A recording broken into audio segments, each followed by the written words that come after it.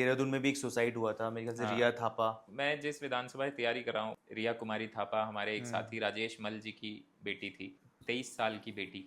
राजा राम मोहन रॉय से उसने अपनी स्कूलिंग किया। जब वो 12th में 97% लाई थी, अखबारों में उसकी फ़ोटो छपी थी। उसके फादर जो है आज भी वो इमोशनल होके वो अखबारों की कटिंग दिखाते हैं कि मेरी बेटी ने देहरादून में टॉप किया था और उसका अखबार में फ़ोटो छपा था।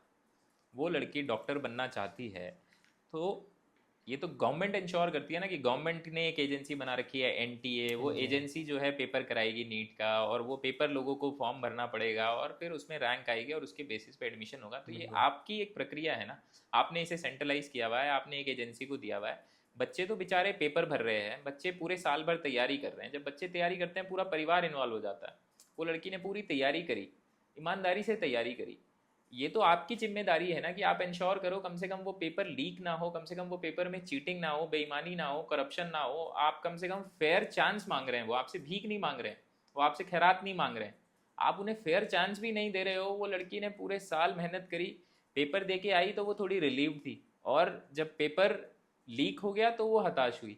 उसको लगा कि यार कि ये पेपर लीक हो गया, अब तो कट ऑफ बहुत हाई जाएगा। उसने अपने घर वालों को बोला कि अब जो है, जो ईमानदारी से बच्चे तैयारी करते हैं उनका नंबर नहीं आएगा, जिसने पैसे दे के पेपर खरीदा होगा खाली उसी का नंबर आएगा। और एक दिन री नीट एग्ज़ाम से पहले उसके घर वाले ऊपर जाते हैं, उसके कमरे में देखते हैं, खिड़की से लटका हुआ उसको पाते हैं। मतलब मैंने वो समय जाके देखा है, मैं उस समय उनके घर पे था, मैं पहुंचा वहाँ पे। उसके फादर कारगिल वॉर के हीरो हैं। कारगिल वॉर में जो भारतीय सेना की टुकड़ी थी उसमें शामिल थे राजेश मल, एक्स आर्मी के हमारे साथी, देश की सेवा कर चुके हैं। बच्चे को डॉक्टर बनाना चाहते हैं, बच्ची मेहनत कर रही है, 97% ला रही है। देहरादून की वो बेटी हमें छोड़ के चली जाती है। हमारे यहाँ भारतीय जनता पार्टी का कोई नेता उसकी सुध लेने नहीं गया, उसके घर पे शोक व्यक्त करने नहीं गया। अरे भाई, मैं कहता हूँ चलो भले वो लोग इस्तीफा मांग रहे हो शिक्षा मंत्री का, वो तो केंद्र से मांग रहे थे ना, तो केंद्रीय शिक्षा मंत्री का मांग रहे थे। आपका तो किसी का इस्तीफा वो नहीं मांग रहे थे।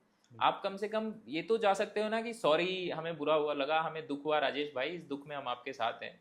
कोई नेता उनका, ये भारतीय जनता पार्टी की राजनीति है।